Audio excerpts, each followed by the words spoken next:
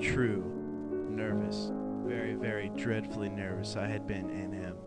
But why will you say that I am mad? The disease had sharpened my senses, not destroyed, not dulled them. Above all was a sense of hearing acute. I heard all things in the heaven and in the earth. How then am I mad?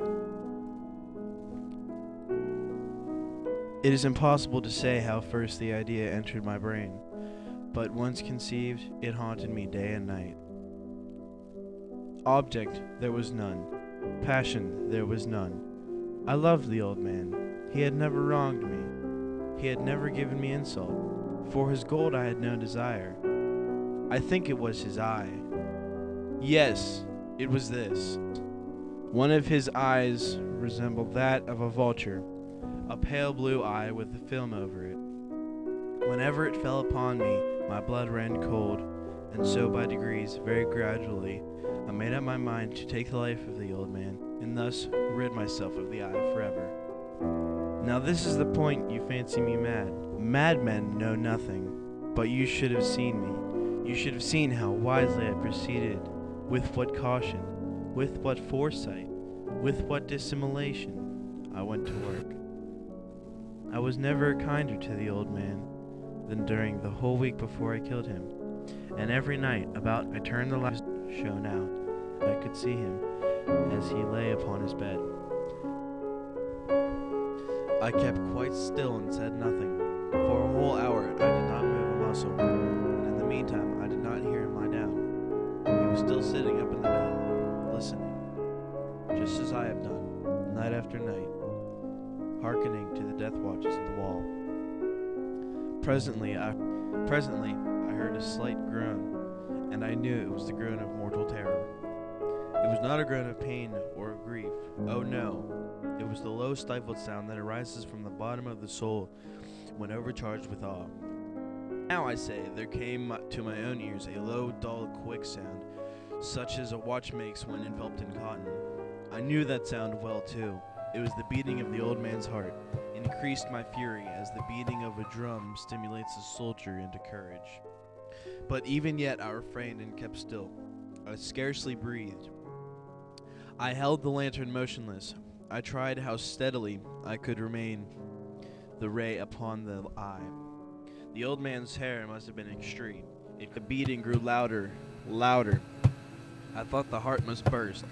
And now a new anxiety seized me. The sound would be heard by a neighbor. The old man's hour had come. With a loud yell, I threw open the lantern and leaped into the room. He shrieked once only. In an instant, I dragged him to the floor and pulled a heavy bed over him. I then smiled gaily to fend the deed so far done, but for many minutes would not be heard through the wall. At length it ceased. The old man was dead. I removed the bed and examined the corpse. Yes, he was stone dead. I placed my hand upon the heart and held it there many minutes. There was no pulsation. He was stone dead. His eye would never trouble me no more. If you still think me mad, you will think so no longer when I describe the wise precautions I took from the concealment of the body. The night waned, and I worked hastily, but in silence. First of all, I dismembered the corpse. I cut off the head and the arms and the legs. I then took up 3 planks from the flooring of the chamber and deposited all between the scantlings. I then replaced the board so cleverly, so cunningly, that no human eye, not even his, could have detected anything wrong. There was nothing to wash out, no stain of any kind, no blood spot whatsoever. I had been too weary for that. A tub had caught all. Ha ha. When I had made an end of these labors, it was 4 o'clock, still dark as midnight. As the bells sounded the hour, there came a knocking at the street door.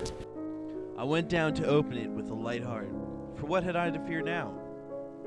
There entered one man, who introduced himself with perfect suavity as an officer of the police. Shriek in the night. Suspicion of foul play has been aroused. That was my own in a dream. I'm gonna have to search the premises. Come in. See, officer, everything is in order. Where's the old man living here? He's absent in the country. Should be back in about 2 weeks. Maybe longer. Well, everything's in order. I think I should be getting back now. No, please stay. It's late. I'll make us a cup of coffee. How does that sound? I brought chairs into the room and desired him to rest here for his fatigue, while I myself, in the wild audacity of my perfect triumph, placed my own seat upon the very spot beneath which reposed the corpse of the victim. The officers were satisfied. My manner had convinced them. I was singularly at ease. They sat, and while I answered cheerily, they chattered of familiar things. But ere long, I felt myself getting pale and wished them gone. My head ached, and I fancied a ringing in my ears, but still they sat and still chatted. The ringing became more distinct. It continued and became more distinct. I talked more freely to get rid of the feelings, but it continued and gained definitiveness, until, at length, I found that the noise was not within my ears. No doubt I grew very pale, but I talked more fluently and with a heightened voice, yet the sound increased, and what could I do? It was low, dull, a quick sound, much such a sound as a watch makes when enveloped in cotton. I gasped for breath, and yet the officers heard it not. I talked more quickly, but the noise steadily increased. I rose and argued about trifles in a high key and with violent gesticulations, but the noise steadily increased. Why would they not be gone? I paced the floor to and fro with heavy strides, as if excited to fury by the observations of the men, but the noise steadily increased. Oh God, what could I do? I foamed, I raved, I swore. It grew louder, louder, louder, and still the men chanted pleasantly and smiled. Was it possible they heard not? Almighty God, no, they heard, they suspected, they knew. They were making a mockery of my horror. This I thought, and this I think. But anything was better than this agony. I could bear those hypocritical smiles no longer. I felt that I must scream and die. And now, again, hark, louder, louder, louder, louder. I admit the deed. I did it. I killed the old man. Tear up the planks. I did it. It was me. I can't take the beating of a city's heart any more longer.